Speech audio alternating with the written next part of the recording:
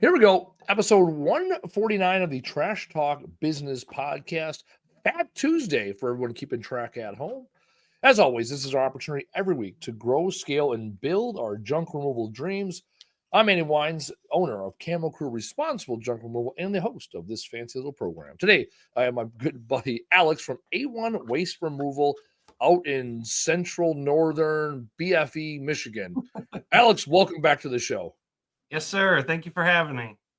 Well, when was your last episode? You were on what, a year and a half, year ago? When were we on last? Around there, I re-listened to it. It was like 84, I think, episode 84. 84. Okay, all right, yeah, that makes sense. Yeah, about a year and a half ago. All right. So let's bring the audience up to speed. You are the guy that started a trash company with $20. Is that number still accurate, right? 5 hours Yes. a week for a month? Yes, sir. I was telling someone that story the other day. You saw a need. You saw you had the means to fulfill the need, right? It was right 5 hours a week, 4 weeks to take the trash from a commercial business, right? Where you were a mechanic or something. What was it? I was running a dispatch office at a taxi cab company. Oh, there was, yeah. Yep. And the boss said, "Here's the envelope. Pay the garbage man when he knocks on the door. It's $5 in it." And just started doing math. Got a huge booger. He's wanting some lovin's, but so I just started doing math, and I was like, I can make this work. Yeah, hillbilly math. So how long ago was that? That was 2018, I think, when I had the idea. I didn't get my first paying customer until February 2019. Okay. And so we just hit our 6-year mark this February. And we have experienced tremendous growth. Back when we talked, I think we were around like 500 accounts. Yeah, because you're running basically you had one truck. You were right at that cusp of I need a second truck, or because you're very rural. I mean, the waste management of the world could do 500 customers a day. Your operation and lack of density is, you're like I think around 100, 120 customers a day. You're kind of maxing out at. Yep. And now we're running. We have over 1,300 accounts. I hired a driver. I hired an office staff. I replaced myself in the truck for about 2 or 3 weeks. And then it got to the point, Anthony, my driver, he had a couple like long days. He had a 14-hour day and a 16-hour day. And I was like, Anthony, just take tomorrow off because, you just work 2 8-hour shifts in one day. He didn't want to. He's like, are you sure? I got really, really lucky with this hire. Anthony, he's an incredible employee. And I said, yeah, Anthony, I'm sure. Go ahead, take the day off. And I get out there and I'm running his route on Wednesday. Excuse me. And I'm like, oh, I'm gonna blow his time out of the water. I'm gonna smoke him. And I end up running a 16-hour day. So I was like, okay, he's not milking the clock.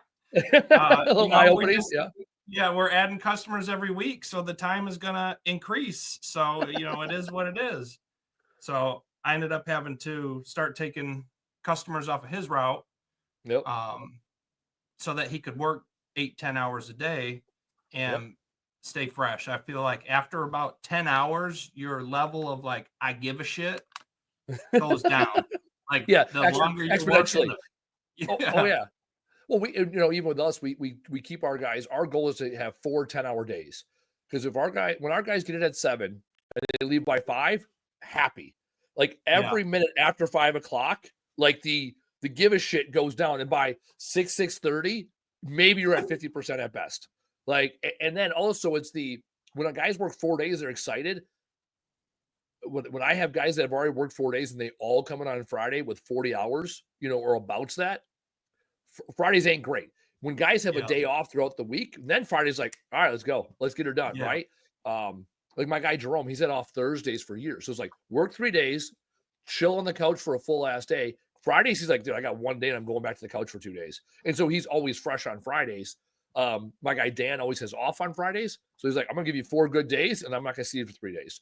So the 4 10-hour days is our sweet spot for our company. And there's plenty of times guys work, 5 8s or 5 8s and 10s because of volume, when it's 5 10s though, the give a shit meter it's in the red. It goes down quick.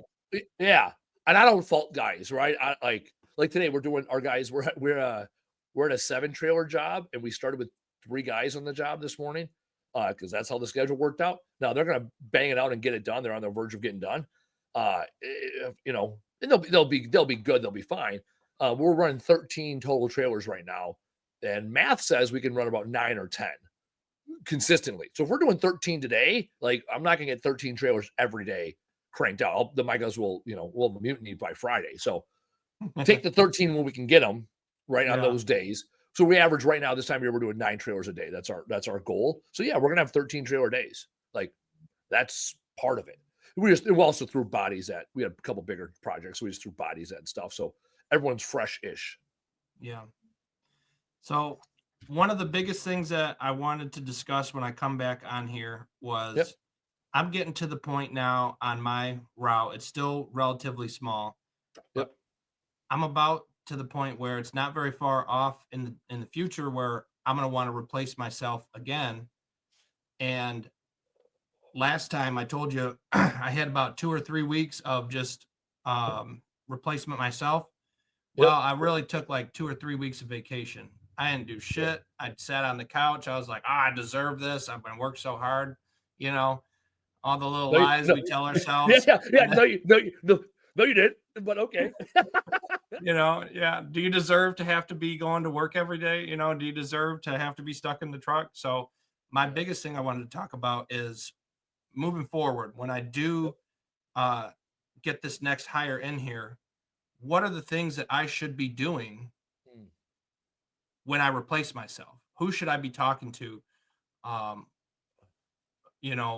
Shaking hands, setting up deals. Focus. What should I focus on to make sure that I don't have to go back in the truck another 2 weeks later, a month later, whatever the case might be? Okay, so a couple things. We're buddies, so I'll give you a little shit. Should is a shit word, so we're going to eliminate the word should. Right? What will you do? What do you want to do? Right? What can you do are much better words because now we're moving right. So anyway, so we're going to start retraining the brain there. All right. Before you put the person in the truck, what you need to be doing, good word, or what you want to do is to start putting together a training program. So that when you do put the guy in the truck, you're in the truck with him for a week, maybe 2 weeks, not a month. Okay. And then you don't go back to the couch, right? Because again, I love it. You lied to yourself. Hey, I worked hard 6 years. I hired me a guy doing nothing. All right. And we've all been there. I have. I mean, I'll speak for me and say, yeah, I've done it. One of my challenges the last 6 months I've been talking about with my CEO roundtable is what do I do when I'm not needed? I bought out a existing junk removal company in my area. We merged companies last June. He's taken over the day-to-day operations, and I knew January 1 he's taken over entirely the day-to-day operations. And I jump in where there's a knowledge gap, or I jump in where there's an experience gap. Otherwise, he's got it right. It's his show, and so what is it I do? So this is how I frame my weeks now. Mondays are for meetings. I call them meaningful Mondays. It used to be mundane Mondays, and then it was meetings Mondays, and now it's meaningful Mondays. I do all the meaningful things on Mondays. So it's eat the frog, right? Do the thing that you normally avoid. I do it all on Mondays because I'm fresh as I can be. So on Mondays at 9 a.m. we have our sales meeting. At 1300 we have our weekly all team meeting. And I also make myself available all day for my in the team or in the our inside team, our guys at Camo Crew. Other days I make myself available for my consulting clients. Other days I make myself available for lunching and networking. Mondays, they got me. Whatever you need, I'm here on Mondays. I go to the gym around 6 o'clock on Mondays. It used to be 7, and I'm here until I go to the gym Mondays. You need anything? So like yesterday when I left here, my guy Casey was wrapping up the warehouse. I was otherwise the last one to leave. That's not normally the case. However, Mondays that's my late day. I'm in the office. Whatever we need to have a great week, I'm here for you Monday. And from 2:30 until I leave at 6 or 7 on a Monday, it's all be available for people and get shit done. So the point there is from me on Monday is I'm prepping my entire week. No surprises, right? What do you guys need from me? What can I do to plan out to have a great week? And now as a business owner, you can have that great plan already established, and you're loving on your team. You're giving them the good stuff, right? Instead of waiting for them to be pissed off on Thursday that their week went to shit, right? You're anticipating on Monday, what can I do to set us up for a great week? And so right now you have what, 2 drivers, 1 person in the office. What is your team? What does the team look like? The whole team? Basically right now, and I'm one of the drivers. Yeah. And my boy Anthony, he's he does the vast majority of the work. And I hired my girlfriend to run the office side. Yeah. We got to about 700 accounts, and it was just too much for one person to handle on the phones, driving Yeah. the truck, getting the garbage. Yeah. Well, It was correct. insane. Now you're at 1,300 accounts, right? And Yes, 2 sir. trucks. So again, this is Yep. the end state. By then, you'll have 2 guys in the trucks, right? So whatever your day is, there's a day a week where you can handle your in the business stuff, right? You're there for her, you're there for your guys on the team. On waste management, always they would load up their routes on Mondays. Their routes would be stacked on Mondays. Like their heaviest days were almost always Mondays. Your lightest days are always Friday. That Yeah. way, so if you got 1,300 accounts, right? Let's do hillbilly math because you know how much I love hillbilly math, right? We got 650 accounts per driver. I know it's not going to be perfect. About 650 accounts per driver, right? So we take 650 divided by 5. Someone help me out here with the fucking long division. We'll end up with what, 13? Yeah, 130 130 cans a day, 130 stops a day. We split it again, even Steven. So you load up your Monday with like 175 to 180 stops, right? And then you back, right? And then you do 100 stops on Thursday, 100 stops on Friday, and then you're $130 about that on your Tuesday, Wednesday. And again, you kind of you play with it the best you can. You might have to move route days or maybe concentrate in certain areas. The whole idea is to load up your routes on Mondays for your guys. Or you go the opposite route, you give them a slight day on Monday. So then you can also sit there and have a meeting in the afternoon with the whole team, right? Bring them all together for an hour, first thing in the morning or at the end of the day, and have a strategic meeting, a business meeting with them so that they know the pace. Because when guys, all they think they're doing is banging cans all week, the motivation drops. When they know they're part of building a company, then there's much more motivation. Taylor just came in. What's up, Taylor? Taylor's doing stuff. Taylor did this. Something wrong with my camera. There we go. When Taylor comes in all sneaky, like I know something's up. He doesn't like the camera. He doesn't like the shot. You want me over here? What are we doing? All right. For me, Tuesday, Wednesday, Thursday, that's when I'm working in my business. So for you, this is, hey, what can I do to improve my business today, working in it? Maybe you are hopping on the trucks. Maybe you are doing training. Maybe you're doing a ride along with your guys.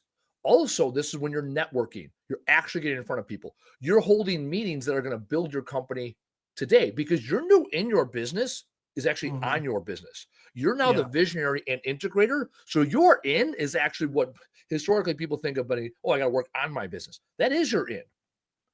So the networking, what can I do to make my business better? My goal is 20-20-10 methodology. 20 hours in, 20 hours on, 10 hours on myself. So as you as the business owner, 20 hours you're working in your business. And when you're in your business is marketing, sales, right? That's what you're doing in your business. You're on your business, 20 hours is research and development. Hey, what's the next best truck I could buy? Right? Hey, how are other companies doing this? Hey, you know what? There's a convention I want to attend. Let me go to that convention. I might have to, the convention's at the end of the month, right? Okay, so here, I'll shameless plug, Waste Expo coming up May something. Someone look up Waste Expo for you. Right. I'm gonna go to Waste Expo for a week, right? In Vegas. I'm gonna look it up right now. I'm going there. Not speaking this year. I am potentially speaking at the REMA, the Recycled Materials Association, the next week. Waste Expo, come on, where's the dates? I looked up the thing online. Where's the dates? Hotels available. I know I'm better off just looking at my calendar because I'm going. Then you can take the time then to figure out what do you need to do to work on your overall business and what can you do there? And a lot of it for you is R&D. It's R&D. It's training programs. Last week, we had a guy and we talked about training programs, right? building or developing a training program, writing policies and procedures for your organization. Because right now it's you, your girlfriend, and Anthony, right? It's all right, cool, no big deal, right? Well, when you hire that next person, it's like, well, what's your smoking policy? What's your uniform policy? What's your incident reporting policy? Right? Again, I'm the redneck hillbilly guy talking about the importance of policies because like for me, when it's my brother and I and a couple of our buddies, it's like, yeah, figure it the fuck out, right? And now it's like, oh shit, we have a real business, like with real standards and real workers' comp and real implications. I actually have something to lose. Whereas my brother and I in a purple van, we had nothing to lose, right? Like registration of vehicles and trailers. No, we ain't got time for that shit. Now I'm like, oh, I'm running a real business, right? Again, it's a mindset shift. Waste Expo, May 5th through the 8th in lovely Las Vegas. Okay, 20 hours research and development, working on that bigger piece, right? Also your numbers, right? 6 buckets of business, marketing, sales, operations, the thing you do, that's your in. Mm-hmm. Resources that are human, numbers, that's your on. So your resources that are human, not only are you getting other vendors, not only are you training, you're also looking to see what you don't know. What's the research and development? This time we're spending today right now, this is you working on your business. We're having a conversation about your business. Now, the last 10 hours of the week, which I push to Friday, that's like if I had one day, obviously it gets Saturday in, that's when I'm making myself better. I'm sharpening the sauce. Stephen Covey, 7 Habits of Highly Effective People. I sharpen the sauce, skill number 7. So I'm improving how I operate as a business leader. So I have a CEO roundtable, Vistage. I have another one with the local MMAC, the local chamber, a CEO roundtable. I'm spending time with other CEOs talking about business, not my business, not the day-to-day shit when I'm talking about my employees. No, more philosophic, more, hey, what don't I know? When I'm doing research, I'm working on my business. When I'm learning about something that I'm not researching, now I'm improving myself. So like 2 weeks ago at my Vistage CEO roundtable, we had a speaker come in and talk about negotiating skills. So for 4 hours, I sat there and learned about negotiating. That's not in my business. It's not even on my business because I'm not the one selling anymore or negotiating. And I learned about negotiations. Oh, that's interesting. And then from there, I took some notes. What can I now train my people on? What do I have to get smart on? So that I raise my ceiling and then I can push people. Reading books. Our company has adapted reading. We love reading. I have a recommendation of a handful of books that are great for everybody. So the great negotiating book is Never Split the Difference. I read that book. That's the kind of stuff that I do when I work on myself now. I finished book Vivid Vision. Very simple read. Vivid Vision, really simple read. I got that Barry over at 505 Junk Removal, the Bolt Accelerator. He turned me onto that book to how to build out your 3-year plan, your vision for your company and your life and your marriage and all your things. So I thought that was a really good book. So those 10 hours, I'm investing in myself. That's where people almost never, right? They spend all their time in their business, maybe a little bit on every now and then. Like, all right, I'll go to a networking event when I want to build my company. All right, I'll work on my marketing when I need to put a Facebook post because I haven't put a post up for 2 weeks, right? Yeah. No, schedule the time. I break it down by the day based on my energy levels. There's a reason why I moved the podcast. It used to be on Mondays. Yeah. I would have 3 or 4 meetings on Mondays. Then I would do my one podcast. Then I would come to this. I would sit here like, all right, 16:22. I got 38 more minutes. Let me stretch. Let me be engaged. Right. I was getting burnt out on Mondays doing the podcast. And then I realized, wow, Tuesday's a really good day to be creative because I got all the Monday stuff out and I'm not beaten down by the week. By Thursday, I'm beaten down. So I do all my creative stuff on Tuesdays. So that's why I moved the podcast to Tuesdays. And I do a lot of my marketing stuff with my team. Right before this, I had a marketing meeting, talk about the Weins brand. It's like, oh, let's do that on Tuesdays. Wednesdays is when I meet with my business partner because we're right in the middle of the week. It's like, all right, we got a couple things that happened. And it's not like the end of the week where we're just like, fuck it, we're done. Right. So I have planned out and I'll put a meeting on, like in the podcast, I'm playing with it. Sometimes I do in the morning, sometimes I do in the afternoon. And it's constant testing which is better. Is it better for me to sleep in a little bit and take it a slow morning on Tuesday? Or is it better for me to do the podcast first thing? Personally, I'm doing better on Tuesday mornings. I feel a little more energized. I'm a little more, it's tougher to get guests though. So it's like, all right, right? There's a trade-off. Now for me, with my consulting work, I do all my consulting work Wednesday and Thursday morning. So I block off that time. I've given Camo Crew all day Monday. I've given Camo Crew, I'm in and out of the office on Tuesday before the podcast, and then I'm available Wednesday and Thursday afternoon for Camo Crew. So now I'm giving them that time where I'm working, in the Camo Crew business by working on it with them. And most of my time is dissemination. So you're in the truck, 3 employees, and I'm here with my time. Of all the things I said, right? What jumps out to you? What's most exciting for you to get involved in? So I've already kind of started building that like employee training course, because Anthony wasn't my true first hire. So yeah, I had we call them runners. His name was, oddly enough, was Anthony as well. Even before that, I hired one of my best friends, Joe. I don't think I told you this last time I was on the show.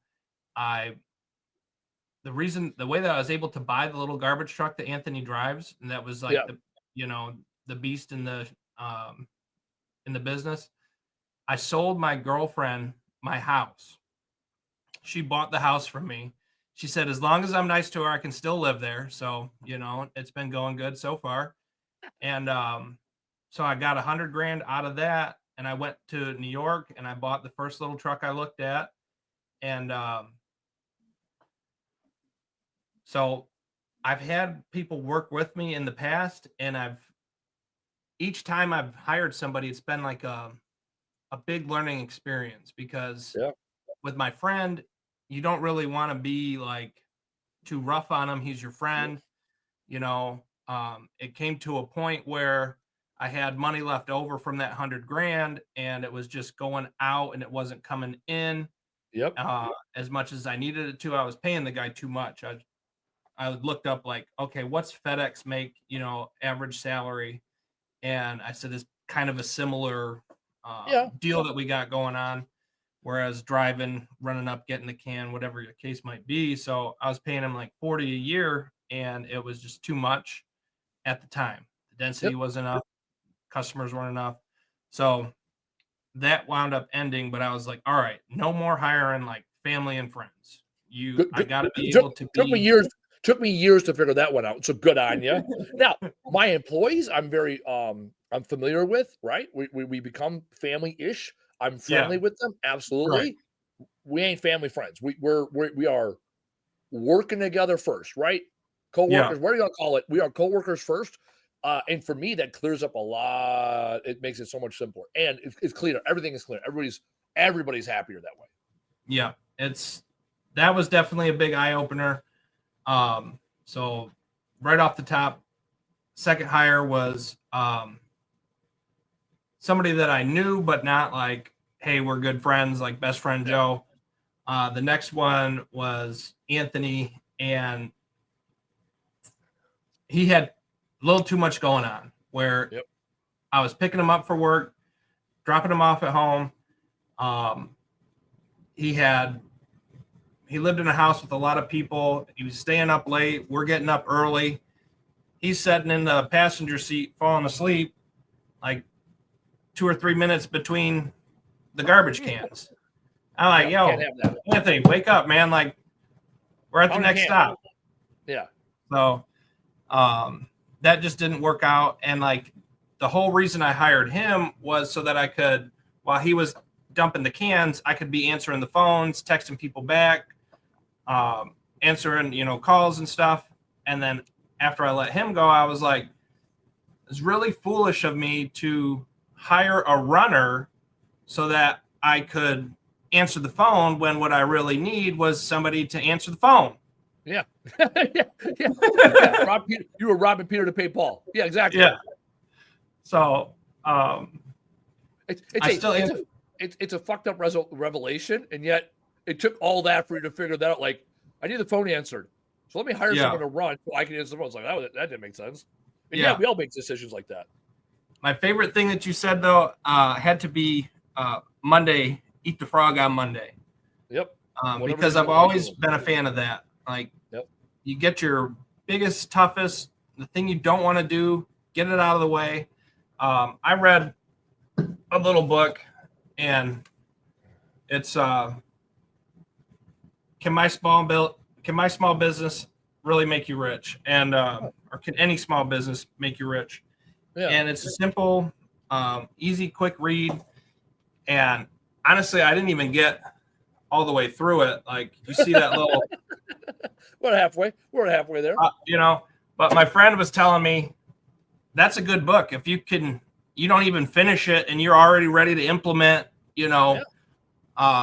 stuff that you've learned, and go ahead and, just start running with it. Lost my train of thought here. Eat the frog on Monday. That was one of the things that they talked about. Like, as a business owner, there's going to be things that you don't want to do, but you have to do it. It doesn't matter. And when I read that, it really, really helped me get over the hump of doing some of these things that I didn't have motivation for, didn't want to do. And Eat the Frog on Monday. Tuesday to Thursday, work in the biz. 2010. I definitely know that I got to get out there and make these connections, make these meetings happen. My thought is, I hear a lot of good things. I listen to all the episodes, and it seems like realtors are one of the best group of people that you can connect with. Absolutely, because realtors, for junk removal, we want to clean their houses out. For realtors on your end, it's when people move, right? What's one of the first things they got to figure out? Oh, who's going to be my trash service in the area? And they're going to go to Google and be like, all right, I got my choices are, Waste Management, GFL, Republic, right? That's it. And they don't know about you unless you're, outspending on Google. However, you put a flyer in a realtor's hands, and a realtor can just make that recommendation for you, then you're fucking golden. Right? Yeah. You don't even let them go to Google, right? Go to the realtors and be like, hey, realtors, we are here to serve you. Because realtors want all the answers. Realtors, there's nothing special about a realtor. What makes a realtor special is their ability to transfer information to their clients, right? Hey, here's the best school district in the area. Hey, this house is, going fast, so we got to get an offer in. Hey, this is why you want to buy this house versus that house. Hey, this is the this is the things you can do to your current house to sell it. It's all realtors do, right? And they know the law, they know the transaction. So realtors are always looking up their knowledge game. They're always looking to add value to their customers, because the only value they bring is knowledge. They're selling shit, right? They don't do anything in that regard. And I'm saying this like with all the love in the world for realtors. So the more you can take care of realtors and be the realtors' go-to guy, the better they look in front of their customers. Like, it's a win-win-win. Customer needs trash service, realtor needs influence, and you need customers. Here we go. Yeah. Boom. I just had a realtor reach out to me, and she said, I got a unique idea. I want to give a home, like a welcome home gift. Somebody buys a house, I want to give them 3 months of trash service. And perfect. I agreed to give them like 50% discount for the realtor. 100%. Yeah, because what you're doing is he's paying for 6 weeks, you're paying for 6 weeks, and you just gained a customer.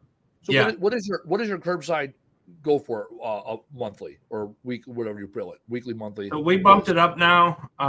The large can we basically bumped everything up $5 a month. It was 25, 30, 35. So now we're at 30, 35, 40.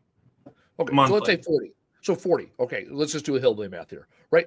It's $120 in service. She's paying 60. You're eating 60. So you need a $60 customer acquisition cost. Yeah. Okay.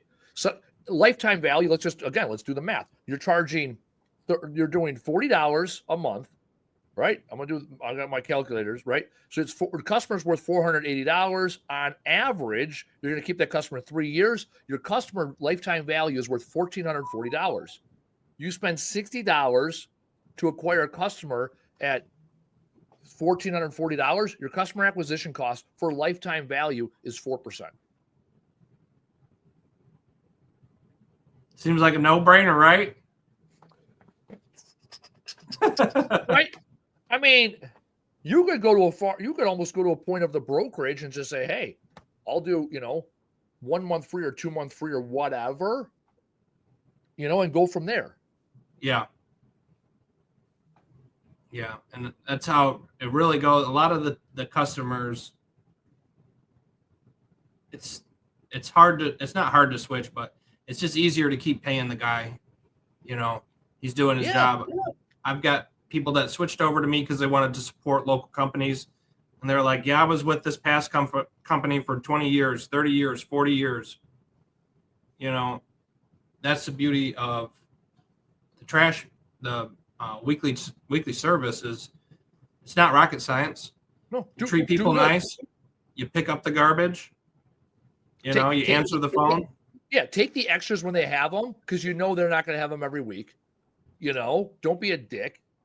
Again, like take care of your customers. If you got a shitty customer, charge them more or fire them, right? Yep. But don't let the 1 or 2 shitty customers you have on a route ruin the way you treat all your good customers. Yeah, but it's like pick up the can every week and answer the phone. When you do that, you're already better than all the big guys because they don't pick up the can every week. And when they don't pick up the can, their customer service ain't picking up the damn phone. Yeah. And then for you, even when you have your 2 drivers and then you're working on the business, you'll get to 3 or 4 trucks, where that sweet spot is for you. And also get to a point where you can give guys time off. And then you do jump back in the truck for a week intentionally. So you're not waiting for them to get burnt out. You're making sure you're scheduling vacations. So they have a whole week of respite, right? Paid when you can afford it. And you go jump in the truck for a week. That'll buy you another 6 months of, good time for the guys. Like that's as simple as that is. It's again, this is the difference. Where a lot of business owners, they wait until shit hits the fan and then they spend money on expenses.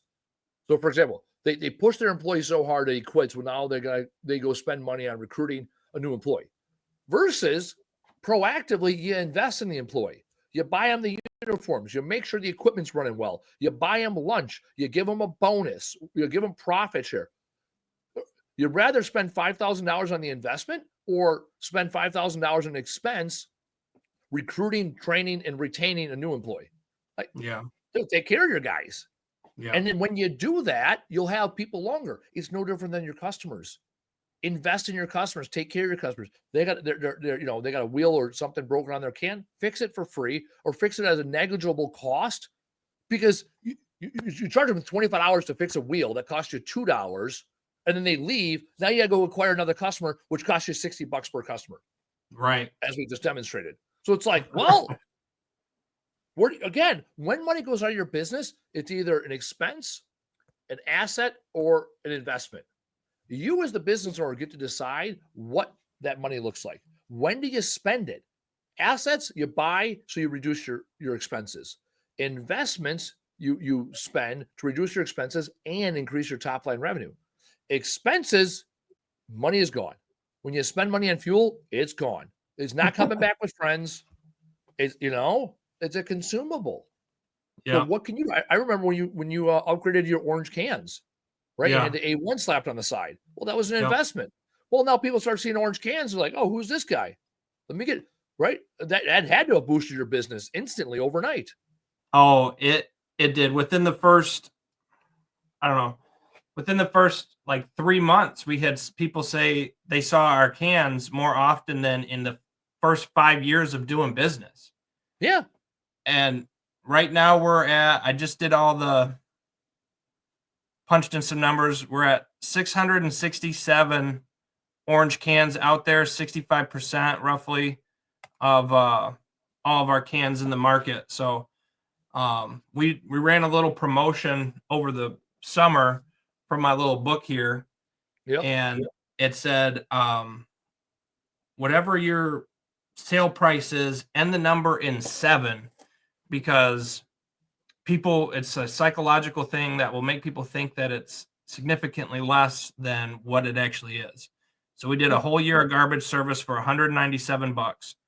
And I was kind of skeptical about the 7. A whole year? Yeah. A whole year. Yeah. Yeah, we're losing about $1 I don't per love can. I don't love that. Okay, all right, drive on. Losing about $1 a month, so it costs us $12 a year to pick those people's garbage up. So not that much, but we signed up. We ran the promotion July, August, and June, July, and August. It ended September 1st. We signed up 300 new accounts in those 3 months.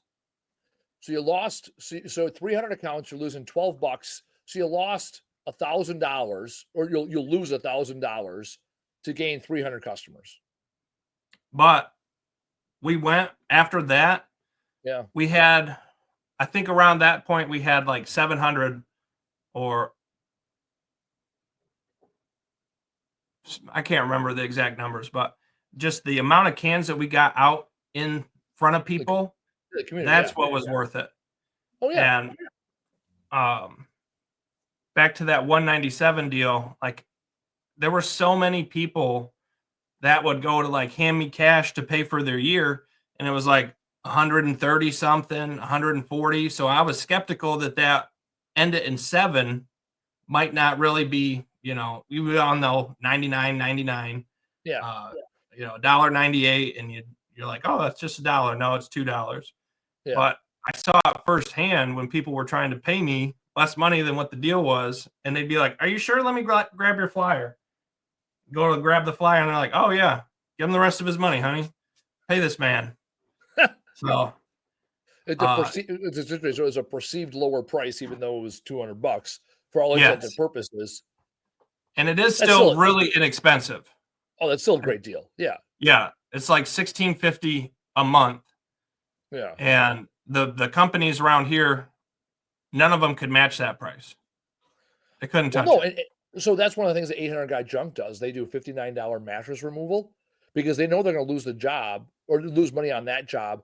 But what they're banking on is, okay, they got their email. They're going to email campaign them, and they anticipate, okay, their customer's worth $1,000 lifetime value. So okay, so they're $50 to acquire, or $59 to service, $100 to acquire. So they lost, that $40 there theoretically, or spent $40 in a different way, and then they get an email and they get a customer, and potentially a loyal one, as long as they do a good job. So yeah, the customers do that again. Whether it's a promotion, a discount, it's all comes down to his customer acquisition cost. Whether you spend the money to advertise or market or network, or you give people a discount, either way, you're spending money to acquire that customer. That's what it comes down to. So however you spin that is all about acquiring customers. How do you get more customers? We do a lot of networking in our business, and that's how we acquire a lot of customers. Last year, over 50% of our customers came from networking.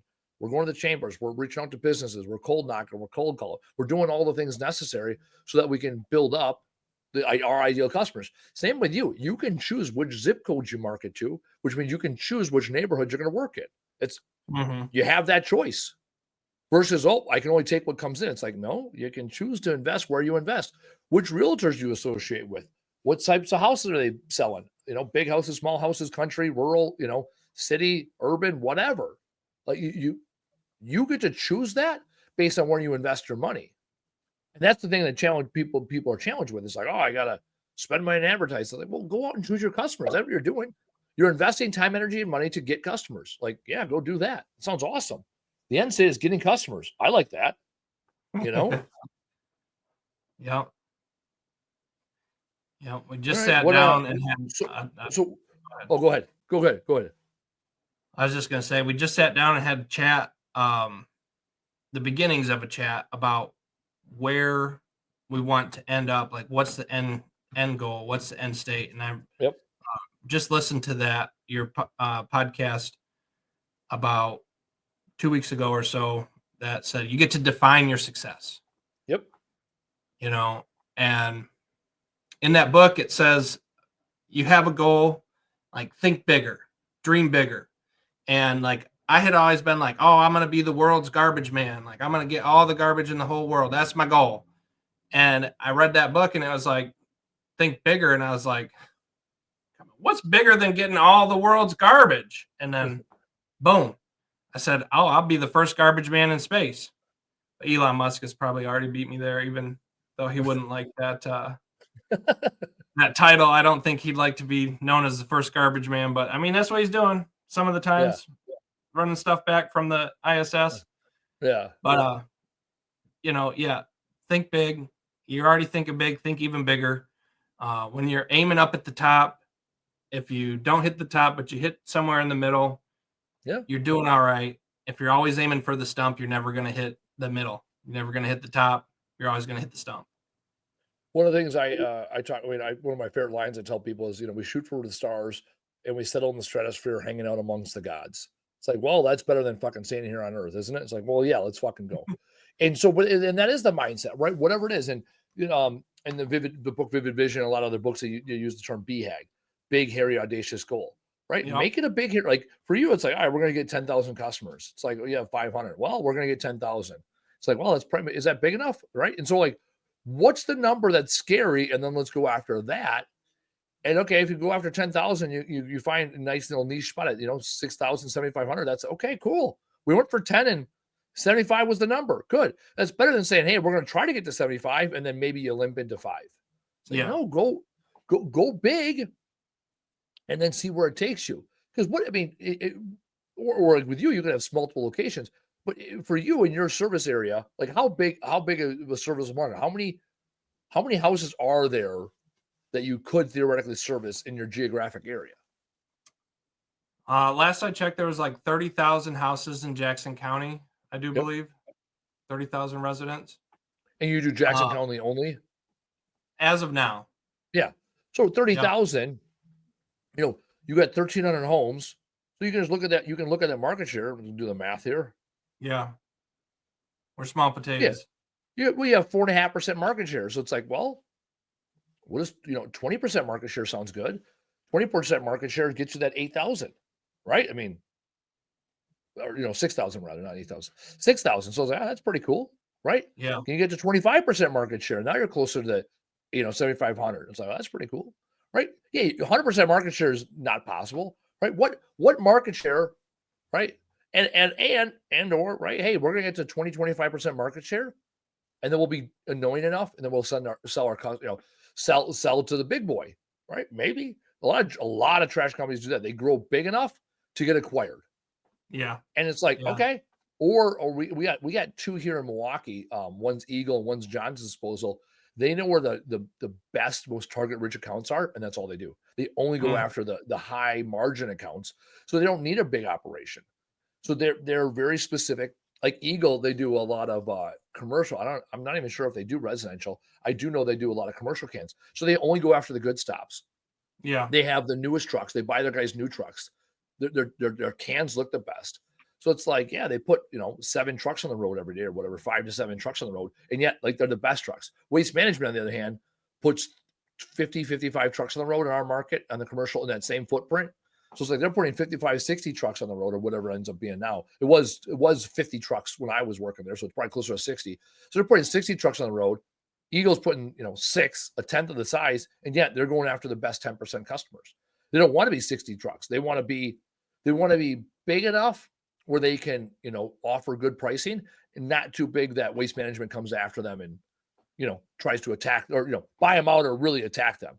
Yeah. Because with Waste Management wants to come after you, like they put the resources behind it. Good luck. Yeah. Again, that's the nature of big companies, especially in the trash industry. It's big bank takes little bank is often the name of the game. That's why I like our pricing, the way it's set up. We're actually the highest cost for weekly trash service in Jackson County right now. Really? We're the most expensive because we're the best. We're the best. You don't have to be the cheapest if you're the best, right? No, I know a lot of people that are racing to the bottom. Casey used to talk about the podcast all the time. Race to the bottom. Yeah. So who are your other competitors in the area? So there's quite a few little guys like myself, and then Granger, Modern, and Emmons. I know you never heard of them. No, never even heard of those guys. Those are the big 3 that we have, and they're just local companies. Modern actually got bought by LRS, Lakeshore Recycling. Yeah, familiar with LRS. They're in the Chicago market. They're coming. They're starting to come in the Milwaukee market now. Yep. So Modern just got bought by LRS. So they're kind of like, like a GFL or Republic. Yeah, they're big enough. Yeah, they're bigger. Yeah, they got the blue trucks. They're bigger. Yeah, bigger company. Or they're bigger and they're getting bigger. They're acquiring market share and getting into new markets. Yeah, Granger's from Lansing, and Emmons is right here in Jackson. So those are like what I would consider really like real competition. Yeah. The small haulers, I'm more friendly with those guys. Like if somebody calls me and they're like, "Hey, we're out in Spring Arbor. It's about 25-minute drive for me." We don't do that area yet. We're working on getting our route more dense in Jackson before we start branching off into these areas that are 20, 25 minutes away. Even though it's in Jackson County, we just don't service all of Jackson County. So I'll recommend a little guy like Ray Hubbard. He runs Hubbard's Rubbish Removal, Mohawk, Scott's Hauling, my buddy Curtis with Tactical Trash Out. We'll recommend the little guys because we don't want to keep feeding these people that don't need our help. Yeah, the big guys. Yeah. And if it's somewhere that there isn't one of the local haulers, or I'm just not sure, I typically recommend Emmons because of those three quote unquote big companies. They're my favorite runs. They started in Jackson. They've been in business over 100 years. They're good people. They've thrown people my way every once in a while because my small can discounted is still $25 a month, which is $75 a quarter. And that's one of the cheapest rates in town. So for seniors, veterans, disabled folk that are complaining to them, well, your prices are too high, la la. They have a heart too, and they'll throw me a bone every once in a while and give me customers that just can't afford the regular rates or even their discounted rates. Yeah. What I mean, where do you want to take the company? What is the 3-year goal, the 3-year vision? So we were just kind of talking about it. We haven't really seen like what we still need to put pen to paper and figure out what it's going to take to get there.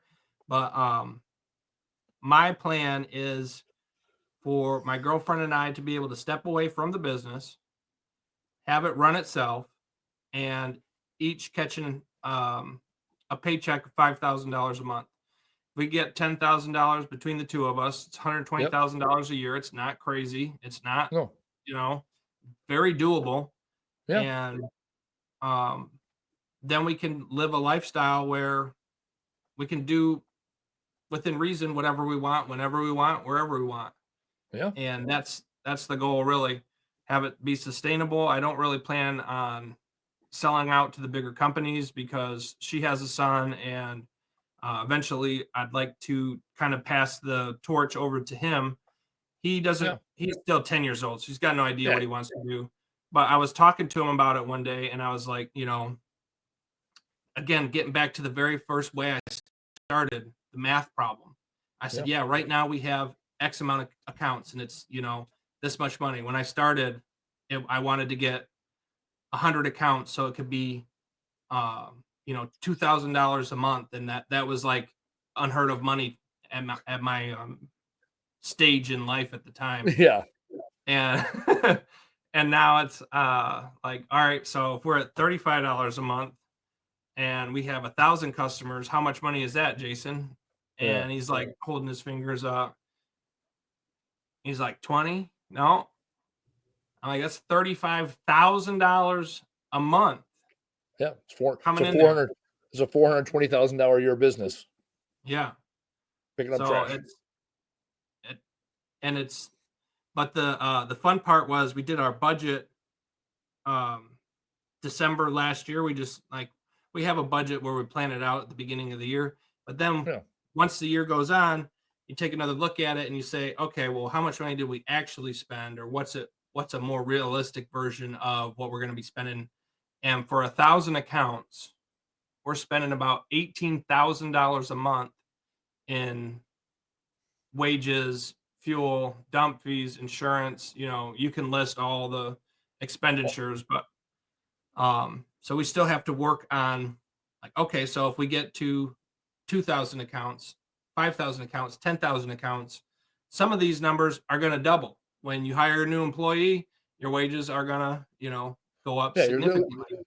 Correct. You're talking about your COGS, your cost of goods sold, which are a variable, rate expense versus your fixed expenses, right? They go up when you bring on salaried employees and new offices and things like that. They jump up significantly. Yeah, the goal Yeah. is to have the goal is to get to a $2,500 company, or 2,500, let's just say 2,500 customers, right? Fixed expenses, and then jump to 5,000 customers without increasing your fixed expenses. That's where the money happens.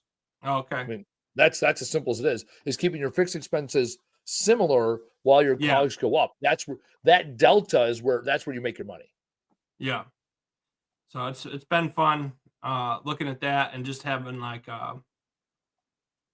reflection, it brought me back to my buddy Ray called me and was like, you ever sat down and just did some soul searching? You ever like really sit there and think like, where do I want to be? He's got a smaller garbage company. He's around 500 accounts. And he was actually the garbage man that when my Okay. boss handed me the envelope, said, give the garbage man the money. Like that was Ray. So he actually inspired me to get started before we even knew each other. Now we're pretty Yeah. good friends, and we talk on the phone all the time. And he was like, "Have you ever done some soul searching to just say, what is it that you want?" Because he's like, I don't need $1 million. I don't want to be a millionaire. I just want to be able to go up north, live on some land, let my business run itself, not have to worry about. And he was like, you know, how many accounts do you really need to get where you want to be? And it Yeah. just all rolls back into, you know, everything happens for a reason. I just listened to that podcast, I think like a day or two after it come out, um, talking about you get to define your success. Yep. And I was like, man, I love it when it all comes together, when it just all fits like a key. And that's how the garbage business was for me, because my whole working career, I'd been in customer service, sales, transportation with the taxi cab industry. I used to deliver water and coffee. I used to sell AT&T door to door down in Kentucky. Like all of that, all of my experiences culminated into the business and where I am today. And I know for a fact I wouldn't be as far as I am today had I not had those opportunities and got to do what I did. Like you can sit there and look back and say, "Oh man, I wish I would have started that garbage business or junk removal business 10 years before I did." But maybe you needed those 10 years to, learn the streets in the map, learn, like so you're good at routing. Oh, blah Yep. blah blah. Like I I'm not perfect at routing, but I'm very proficient. There's very few streets in Jackson where somebody tells me where I'm like, I don't know where that is. Because I drove taxi cab all over the place and I Yeah. dispatched, and it's just I love it when it all comes together. No, I love that. It's a great way to start to get to the bottom of the end of the episode. That's what it comes down to. I've thought about that in my journey. What would have happened if I would have gone left instead of right? Well, then you wouldn't be here today pondering. You'd be somewhere else pondering. And so, what the most important thing is the now, right? The present. A lot of people live in the past or the future. Best place to live is in the present, because then you can be aware of what's going on around you and make the best decisions for you now. So we'll get to the big finish here. What was let's talk about top takeaway, or is that your top takeaway? Or what is your top takeaway from today's episode as we reconnected here after, Well, my 80 top episodes? takeaway would have to be eat the frog on Monday, Yep. because I'm trying to step out of the truck and replace myself. And I know I have I have like a bad tendency when it comes to um, not having to get in the truck every day and go do Yep. the route. Like that's so easy. That's so easy for me. I just get in the truck and boom, I don't have to worry about it. But the the part of the business where I need to improve is self-discipline, and you know being able to know that and say that is a big start, because you can lie to yourself. I did it for 3 weeks when I got to sit on the couch. You can lie to Yeah, yourself all you want. You got fat and lazy. Yeah, you can be fat and lazy, whatever you want. It ain't gonna get you nowhere. Yeah. You know, sit back in the truck. Oh yeah, that's where it gets So, you.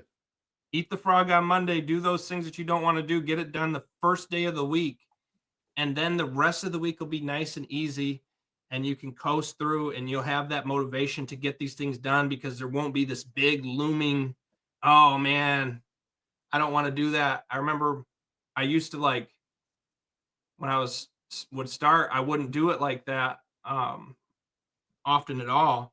And there were Yeah. times when I didn't want to do anything except just lay on my couch and sleep. And I had this like huge list of all the crap I needed to do. And I couldn't even sleep. Like the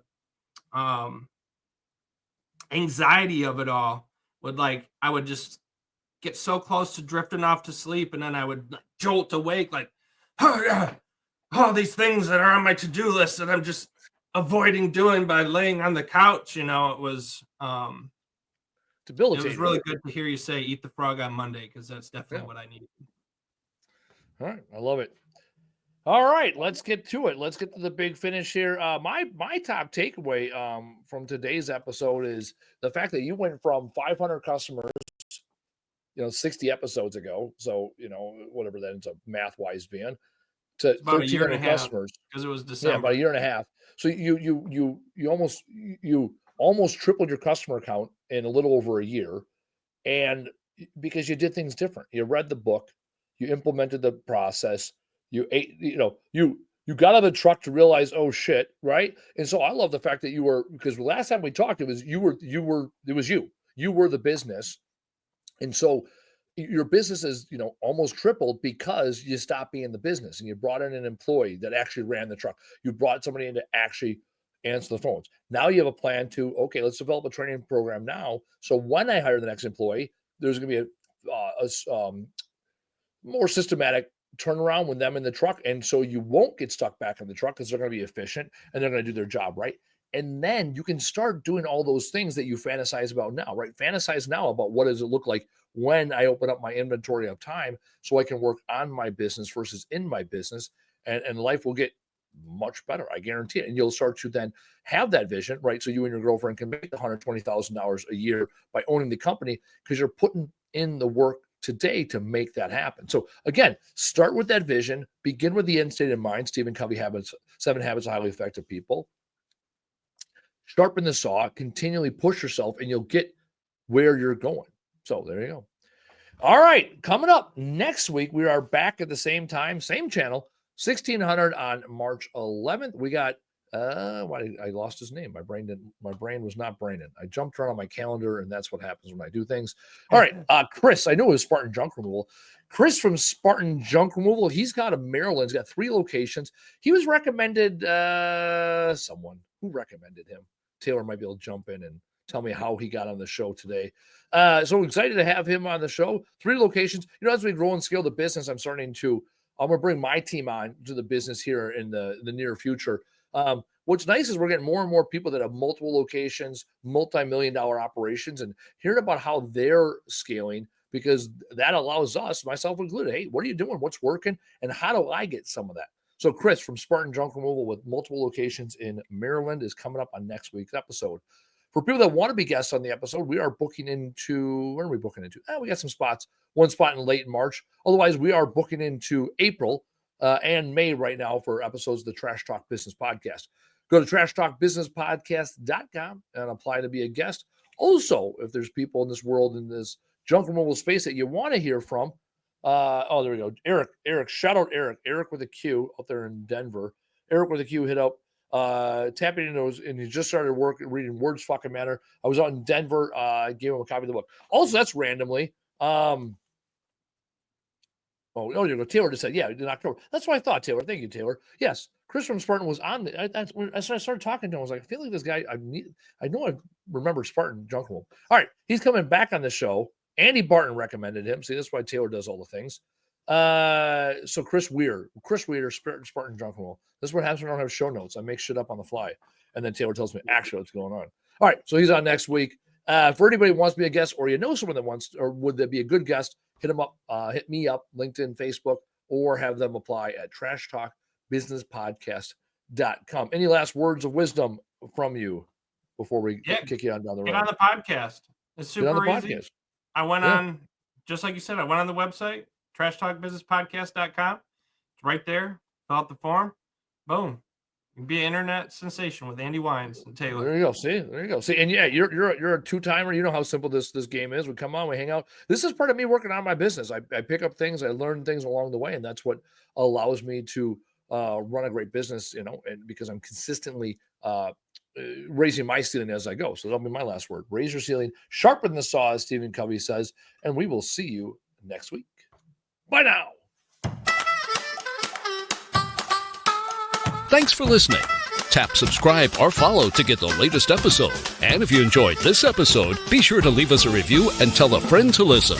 To learn more, visit trashtalkbusinesspodcast.com. Bye now.